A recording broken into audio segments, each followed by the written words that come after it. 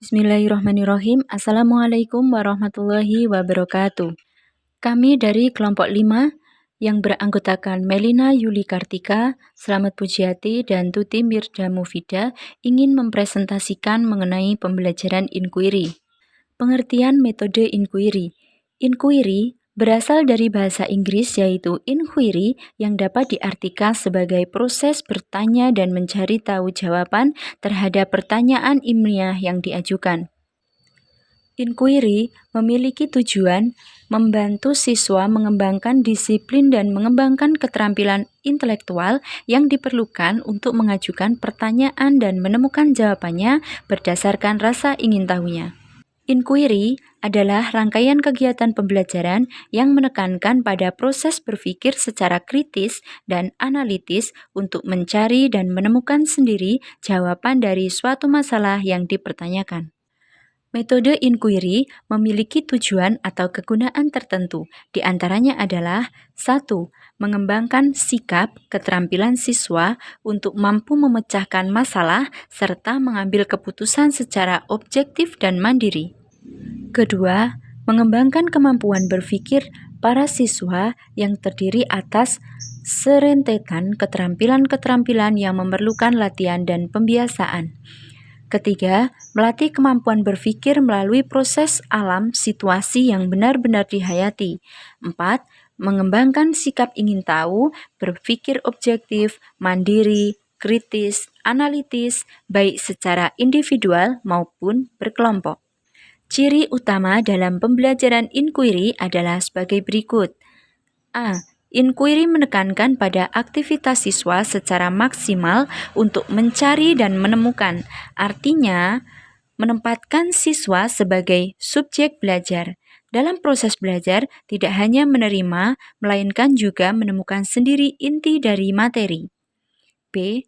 Seluruh aktivitas siswa diarahkan untuk mencari dan menemukan jawaban sendiri dari suatu yang dipertanyakan, sehingga diharapkan dapat menumbuhkan sikap percaya diri.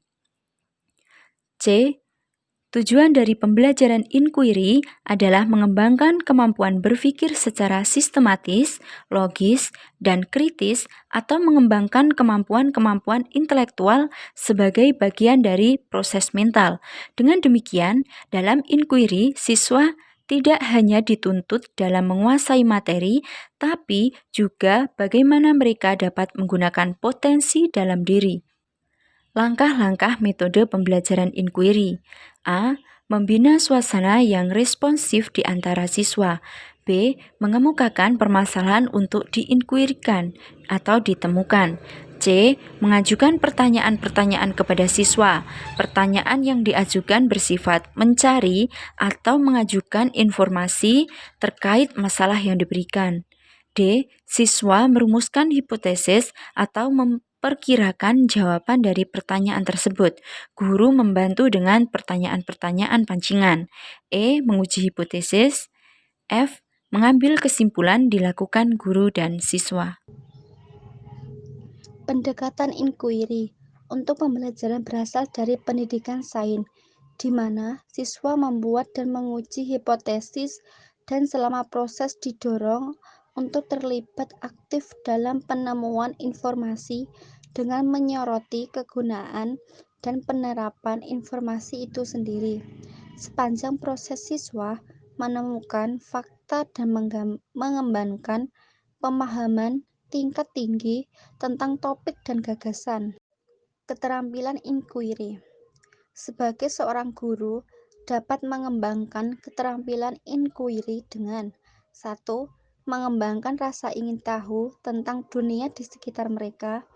2. Mencari jawaban untuk membantu memecahkan masalah yang relevan. Nah, yang selanjutnya di kelas pembelajaran inquiry. Di kelas itu guru melalui 1.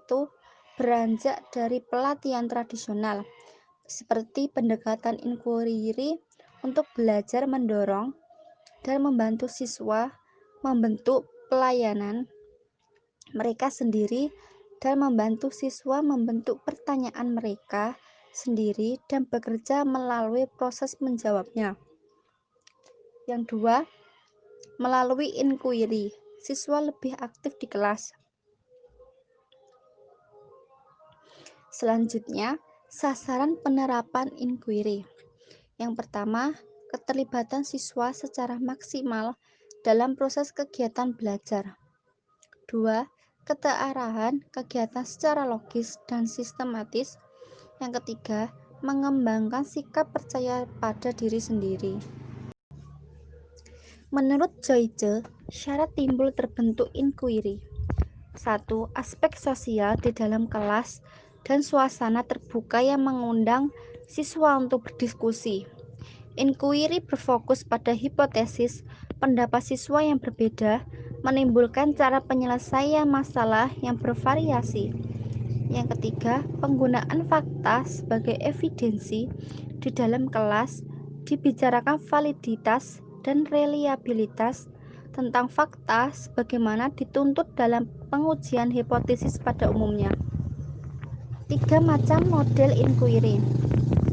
Yang pertama, inquiry terpimpin. Inquiry terpimpin merupakan pendekatan inquiry yang menggunakan pedoman berupa pertanyaan-pertanyaan yang digunakan untuk membimbing siswa. Yang kedua, inquiry bebas, yaitu merupakan pendekatan yang inquiry memberikan kesempatan kepada siswa untuk melakukan penelitian sendiri seperti seorang ilmuwan. Inquiry bebas, inquiry yang dimodifikasi merupakan pendekatan inquiry di mana guru memberikan permasalahan, kemudian siswa diminta untuk memecahkan permasalahan tersebut melalui pengamatan, eksplorasi, dan prosedur penelitian dan dimodifikasi. Peranan guru dalam karakteristik inquiry. Yang pertama, menekankan kepada proses mencari dan menemukan. Yang kedua, pengetahuan dibangun oleh peserta didik melalui proses pencarian. Yang ketiga, peran guru sebagai fasilitator dan pembimbing peserta didik dalam belajar. Peran guru dalam pembelajaran inquiry adalah sebagai 1. Motivator atau memberi rangsangan, 2. Fasilitator atau menunjukkan jalan keluar hambatan, 3. Penanya atau menyadarkan siswa terhadap kekeliruan, 4. Administrator yaitu bertanggung jawab dalam kelas, 5. Manajer mengelola kelas, belajar, dan waktu, 6. Rewarder yaitu pemberi penghargaan. Tahapan penerapan model inquiry. Yang pertama adalah tahap penyajian masalah. Pada tahap ini, siswa melakukan 1. Memberi respon positif terhadap masalah yang dikemukakan, 2. Mengungkapkan ide awal. Yang kedua adalah tahap verifikasi data. Pada tahapan ini, yang dilakukan adalah 1. Melakukan pengamatan terhadap masalah yang diberikan, 2. Merumuskan masalah, 3. Mengidentifikasi masalah, 4. Membuat hipotesis, 5. Merancang eksperimen. Yang selanjutnya adalah tahap eksperimen. Pada tahap ini siswa berperan 1. Melakukan eksperimen atau pengumpulan data, 2. Melakukan kerjasama dalam pengumpulan data. Tahap yang selanjutnya adalah merumuskan penjelasan, yaitu melakukan analisis dan diskusi terhadap hasil yang diperoleh, sehingga didapatkan konsep dan teori yang benar. Peran siswa adalah 1. Melakukan diskusi, 2. Menyimpulkan hasil pengumpulan data. Yang terakhir adalah mengadakan analisis inquiry, yaitu melakukan pencatatan terhadap informasi yang diperoleh dan guru memberikan kesempatan bertanya kepada siswa berkaitan dengan informasi yang mereka peroleh sebelumnya. Peran siswa dalam tahap ini adalah 1. Mencatat informasi yang diperoleh, 2. Aktif bertanya, dan 3. Mengerjakan soal. Sedangkan menurut Wirna Wijaya tahun 2009, tahapan pembelajaran inquiry adalah 1. Orientasi, di mana guru mengkondisikan siswa di kelas dengan menjelaskan topik, tujuan, dan hasil belajar yang diharapkan dicapai oleh siswa, menjelaskan pokok-pokok kegiatan, serta menjelaskan pentingnya topik dan memberikan motivasi kepada siswa. Yang selanjutnya adalah merumuskan masalah. Permasalahan yang diberikan harus menantang siswa untuk berpikir memecahkannya. Yang ketiga ada mengajukan hipotesis. Hipotesis merupakan jawaban sementara dari suatu persoalan yang dikaji sehingga kebenarannya perlu diuji. Tahap yang selanjutnya adalah pengumpulan data, merupakan kegiatan menjaring informasi yang dibutuhkan untuk menguji hipotesis yang diajukan. Pengumpulan data dapat dilakukan dengan kajian literatur maupun eksperimen. Yang selanjutnya ada menguji hipotesis, merupakan proses menentukan jawaban yang dianggap diterima sesuai data atau informasi yang diperoleh berdasarkan pengumpulan data. Yang terakhir ada merumuskan kesimpulan, merupakan proses mendeskripsikan temuan yang diperoleh berdasarkan hasil pengujian inquiry. Yang selanjutnya adalah prinsip inquiry. 1. Berorientasi pada perkembangan intelektual. 2. Prinsip interaksi, yaitu terdapat interaksi antar siswa, siswa dengan guru, dan siswa dengan lingkungan. Yang ketiga ada prinsip bertanya.